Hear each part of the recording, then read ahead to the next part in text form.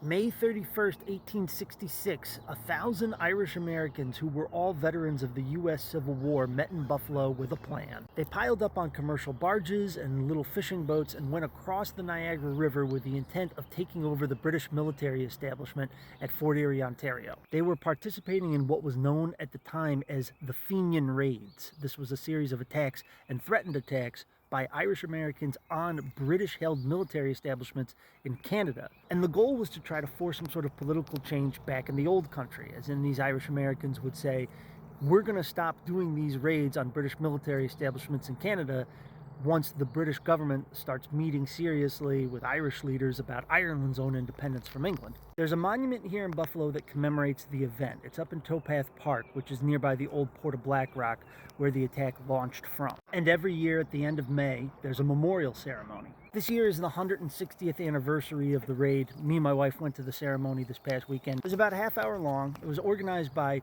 the Buffalo chapter of the Ancient Order of the Hibernians, which is basically like a Shriners or Knights of Columbus, but for Irish Catholics. There was a little old Catholic priest with his collar on who opened up the whole thing with a prayer and made the whole prayer about how Jesus says that you need to be nice to foreigners and refugees. Then somebody from the Ancient Order of the Hibernians got up and reiterated the details. Then a guy from the Black Rock Historical Society got up and talked about why it was important. My friend Ray, who I will tag down below, he then got up and read out all the names of the Irishmen who died during the attack. And then 14 flowers, one for each person who died for the attack, were tossed into the Niagara River. I was impressed by how many different organizations were represented in the thing. There's people there from the Ancient Order of the Hibernians, there are people there from the Black Rock Historical Society, there's people there from the GAA, the Gaelic Athletic Association. A couple random members of the public like myself were there. The priest was there representing the diocese, and the band Setanta was there playing music throughout the entire event. Setanta is a Buffalo band that strictly plays Irish traditional music,